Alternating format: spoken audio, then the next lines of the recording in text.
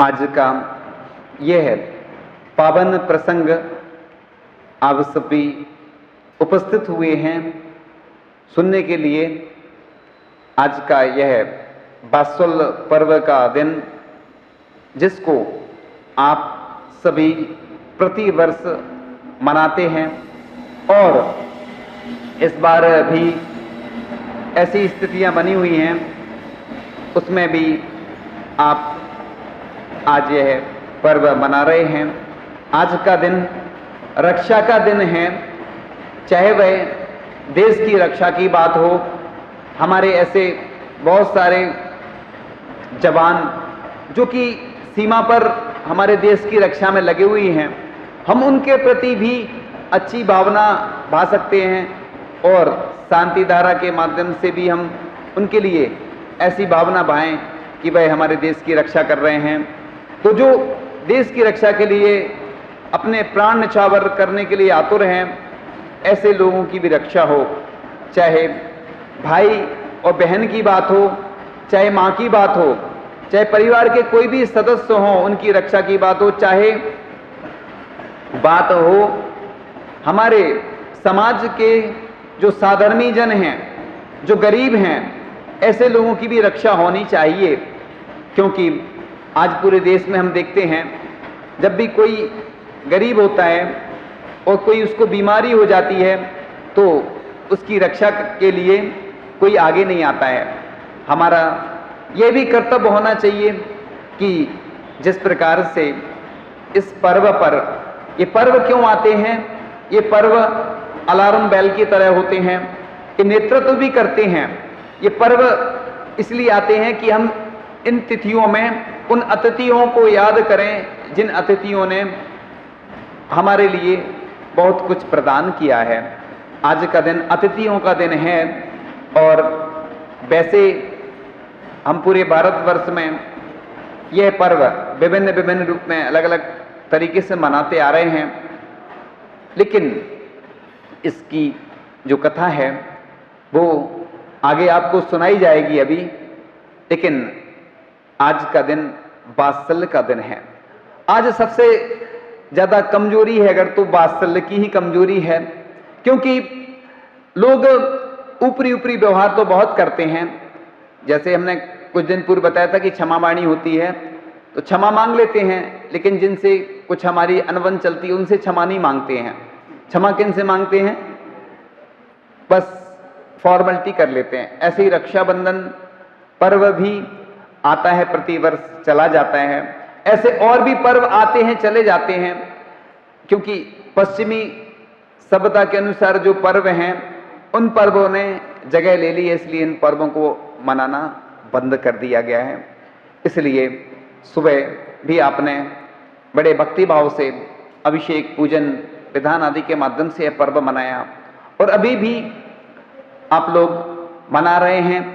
जो जहां जिस स्थान पर है, वह अपने स्थान पर रहकर यह पर्व मना रहा है, क्योंकि लोग चाहते तो हैं कि हम करीब से दर्शन करें, लेकिन आज आपको करीब से नहीं हो पा रहे हैं दर्शन। लेकिन आप जहां बैठे हैं, जहां से भी आपको जिस माध्यम से भी दर्शन हो रहे हैं, बस अपनी आस्था को मजबूत बनाए रखना, क्योंकि आस्था मजबूत रहेगी हमारी तो रास्ता हमें स्वयं मिल जाएगा। तो यह वात्सल्य पर्व, हम छोटों के प्रति भी वात्सल्य रखें और बड़ों के प्रति भी हम विनय रखें, वात्सल्य रखें।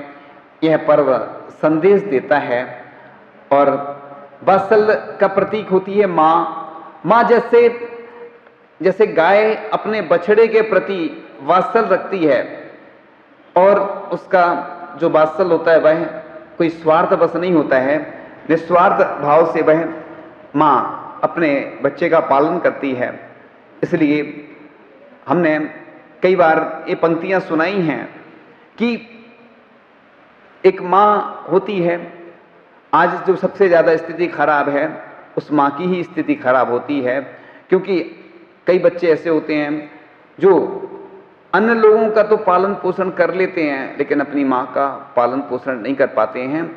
किसी ने बहुत अच्छी पंक्तियां लिखी हैं, माँ संवेदना है, भावना है, एहसास है, माँ जीवन के फूलों में खुशबू सा वास है, माँ रोते हुए बच्चे का खुशनुमा पलना है, माँ मरुस्थल में नदी या मीठा सा झरना है, माँ लोरी है, गीत है, प्यारी सी थाप है, माँ पूजा की थाली है, मंत्रों का जाप है, माँ आंखों का सिसकता हुआ किनारा है, माँ झुलसते दिनों में कोयल की बोली है, माँ मेहंदी है, कुमकुम है, सिंदूर है, रोली है, माँ त्याग है, तपस्या है, सेवा है, माँ फूंक से ठंडा किया कलेबा है, माँ कलम है, दबात है, स्याही है, माँ परमात्मा की स्वयं एक गवाही है, माँ अनुष्ठान है, साधना है, जीवन का हवन है, माँ जिंदगी के मोहल्ले में आत्मा का भवन है, माँ चूड़ी वाले हाथों के मजबूत कंधों का नाम है, माँ चिंता है, याद है, हिचकी है, माँ बच्चे की चोट पर सिसकी है, माँ चूल्हा,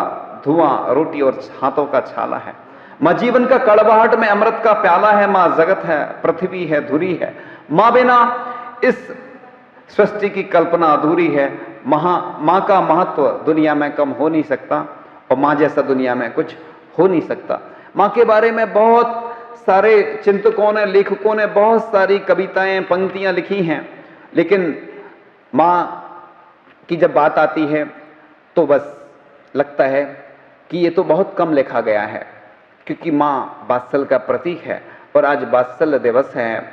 इसलिए आज का पर्व, जो कि आपने पर्व तो मनाया है, लेकिन पर्व की महत्ता अभी बताई जाएगी आपको, उसके साथ साथ यह भी बताना जरूरी है, क्योंकि ये जो सुना रहे हैं आपको, ये जब सुनाया जाता है तो लोगों की आंखों में आंसू आए बिना नहीं रहते हैं।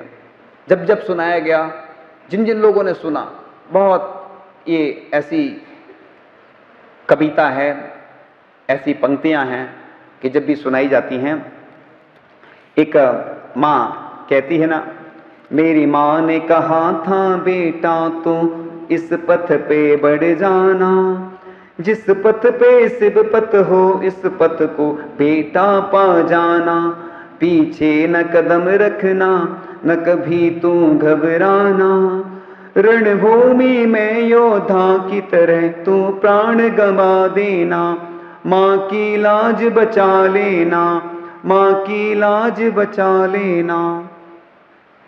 रस्ते हैं बड़े ऊबड़ खाबड़ पर मंजिल सुंदर है, नौका न छोड़ देना बेटा लंबा ये समुंदर है, कहीं फूल बिछे कहीं कांटे तुम उस पथ पे बढ़ जाना, पीछे न कदम रखना न कभी तू बेटा घबराना, माँ की लाज बचा लेना, माँ की लाज बचा लेना। समता रस पान कराया है समता से तू रहना, आएंगे कष्ट अनेकों पर समता से सब सहना, क्योंकि आचार्य कुंद कुंद स्वामी ने कहा है, सम सत्तु बंधु बग्गो सम सुय दुखो पसंद से डंद समो समलोट कंचनो पुण्य जीवित मरणे समो समड़ो। यानी मुनि महाराज हमेशा समता रखते हैं, क्योंकि समता ही एक उनके लिए सामयिक में समता ही रखने को कहा गया है। यानी आचार्य कुंद कुंद स्वामी ने नियम सार में भी कहा है कि किम का हदि वण वासो काय क्लेशो विचितो वासो अज्जैन मोड़ पहुदी समधारे रस समरस।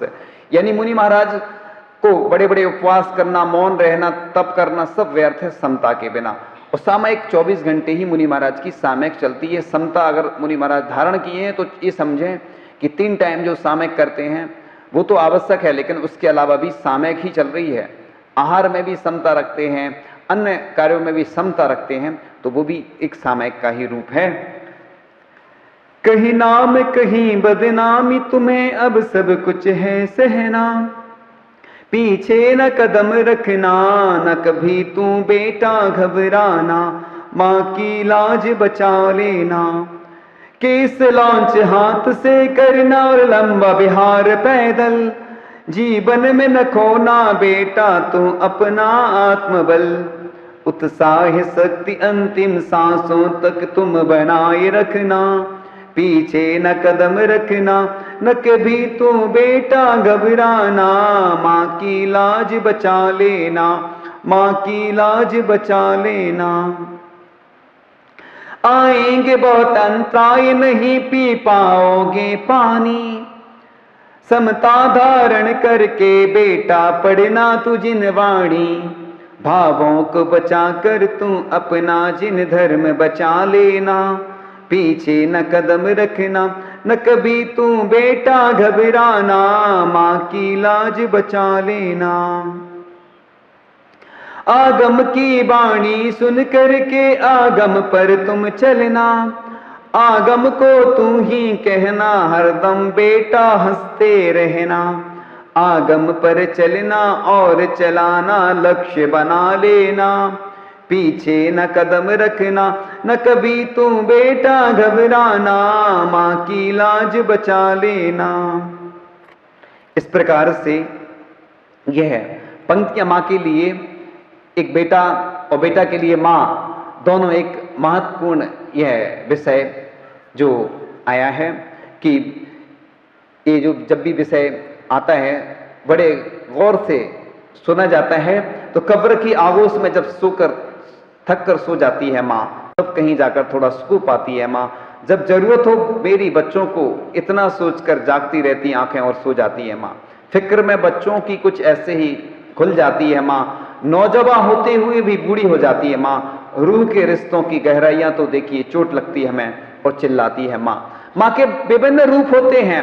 पूज्य आचार्य भगवान के जो गुरु हुए हैं, पूज्य आचार्य श्री ज्ञान सागर जी महाराज, वो भी एक माँ के रूप में थे।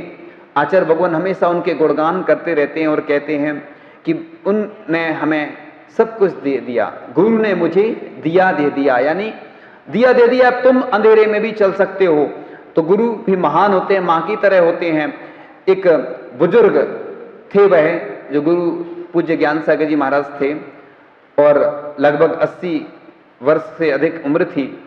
और आचार्य भगवान जब उनकी उम्र थी 20 वर्ष, चौगुनी उम्र का अंतर। लेकिन कहते हैं बुजुर्ग की एक एक झुर्री पर हजारों अनुभव लिखे होते हैं। तो ऐसे ही वह उनकी माँ थी। हमारी भी माँ जिनवाणी है, जो हमें चलना सिखाती है, हमें उपदेश देती है कि हमें कैसे इस मोक्ष मार्ग पर चलना है। और चाहे हम खुशियों में माँ को भूल जाएं, जब मुसीबत सर पे आए याद आती है माँ। लौटकर वापस सफर से जब भी घर जाते हम, आंचल में अपने ढक कर सर को सहलाती है माँ। शुक्रिया हो ही नहीं सकता कभी इसका अदा, मरते मरते भी दुआ जीने की दे जाती है माँ। मरते दम जब बच्चा घर ना आ पाए अगर परदेश से, अपनी दोनों पुतलियां चौखट पर रख जाती है माँ। और माँ की सेवा करने से जो नर घबराते हैं, उनके दामन औलादों से कभी नहीं भर पाते हैं। जो तेरे साथ कटे वह सजा सजा नहीं लगती, और जो माँ बाप को रुलाए उसे कभी दुआ नहीं लगती।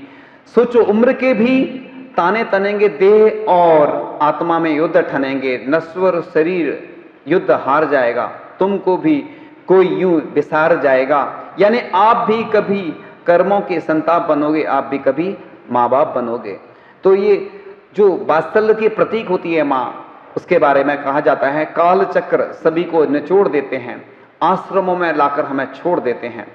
क्योंकि आज जो स्थिति बनती जा रही है, ये सब स्थितियां जो बताई जा रही हैं वर्तमान की ही हैं।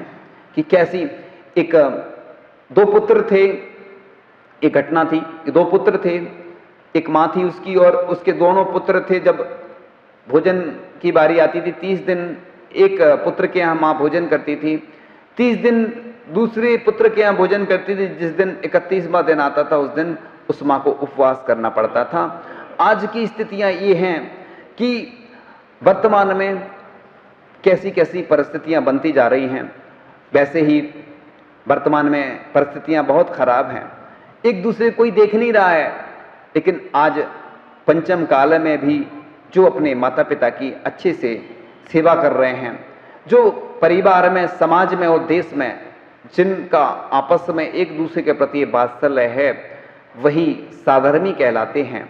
इसलिए प्रत्येक मंदिर में इस प्रकार की व्यवस्था होनी चाहिए कि एक साधर्मी फंड होना चाहिए, जिससे कम से कम जो ऐसे असाध्य रोगी हैं जिनका इलाज नहीं हो पाता है, या जिनकी कोई ऐसी समस्या है। अभी एक खबर पड़ी थी कि एक स्थान पर वर्तमान में जो परिस्थितियां चल रही हैं, तो गरीब लोगों के लिए समाज ने मिलकर एक फंड बनाया, एक व्यवस्था की है ये कमियां हैं हमारे समाज की। और बातें तो बहुत हो जाती हैं, बहुत सारे लोग ऐसी बातें करते हैं, ऐसा होना चाहिए। बातें करने से कभी कुछ होने वाला नहीं है, कुछ हमें करना ही होगा। ऐसे ही जब हमारी गौशालाएं हैं, रक्षाबंधन पर जब भी विधान होते थे पूर्व में, तो गौशालाओं के लिए उससे कुछ फायदा होता था। वर्तमान में लोगों की ही स्थिति ऐसी बन रही है, पशुओं को कौन देखने वाला है, लेकिन हमें फिर भी गौग्रास के माध्यम से गौशालाओं के लिए हमें कुछ अपनी तरफ से कुछ ऐसा करना चाहिए। लोग जब दान की बारी आती है तो कुछ लोग कहते हैं कि अरे हमारी तो अभी स्थिति नहीं है, अभी कोई अधिकारी आ जाए या कोई शादी विवाह आ जाए, कुछ अन्य ऐसा कार्य। लोग हम देखते हैं महंगे मोबाइल खरीदते हैं, महंगी कारें खरीदते हैं, महंगे और भी अन्य आभूषण खरीदते हैं, लेकिन उन जो दीन पशु हैं जिनकी कोई सेवा करने वाला नहीं होता है, और गौशालाएं जो होती हैं हम सब पर ही आधारित होती हैं, तो ऐसी वह गाय जो होती है वात्सल्य की प्रतीक होती है। जो माँ की कहानी चल रही है उसको भी हम गौ माता बोलते हैं। क्या बोलते हैं? गाय को भी माँ कहा गया है, और ये हमारी जो माँ होती है वो तो माँ है ही। तो बरसों पहले चली गई माँ, तभी हुआ ये हाल, थाली में अब कौन परोसे तड़के वाली दाल। हाथ खुरदरा मगर गाल पर रेशम सा एहसास, चली गई पर अब तक लगता यहीं कहीं है पास। इम्तिहानों की रात हम पढ़े नहीं कुछ खास, पास समय करते रहे तेरे व्रत उपवास। कड़ी धूप बनकर कभी आए जो हालात, तेरा आंचल पार कर आ न सके वो पास। इस तरह मेरे गुनाहों को वो धो देती है। माँ बहुत गुस्से में होती है तो रो देती है।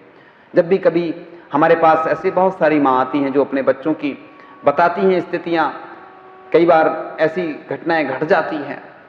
हमने कई बार पूर्व में बताया है, यहाँ के लोगों ने भले ही नहीं सुना होगा, लेकिन एक कहानी थी। लेकिन चूंकि आज यह वात्सल्य का पर्व है, बड़े उत्साह से मनाना है। भले ही इस बार स्थितियां ऐसी हैं, जो भी गाइडलाइन दी जा रही है उसी के अनुसार आपने मनाया होगा, और अभी जितना समय है उसी गाइडलाइन के अनुसार आप मनाएंगे तो आपका भी फायदा है। तो इस तरह से आज का यह पर्व बहुत अच्छे से हम मनाएं, और आगे इस पर्व को हम नए रूप में मनाएं कि हम सभी के प्रति वात्सल्य रखें, और सभी एक दूसरे के प्रति जब वात्सल्य रखेंगे तो यह हमारी भारतीय संस्कृति सुरक्षित रहेगी, हमारा धर्म सुरक्षित रहेगा। क्योंकि आज के दिन जो घटना घटी थी, क्या हुआ था, कैसे हुआ था, वो आपको अभी सुनने को मिलेगा। क्योंकि वो घटना जो घटी थी आप पहले भी कई बार सुन चुके हैं, हो सकता कई लोगों ने नहीं सुनी हो, तो आप यह वात्सल्य पर्व मनाएं। इसी भावना के साथ आचार्य भगवान गुरुदेव श्री ईश्वर विद्यासागर जी महामुनि राज जी की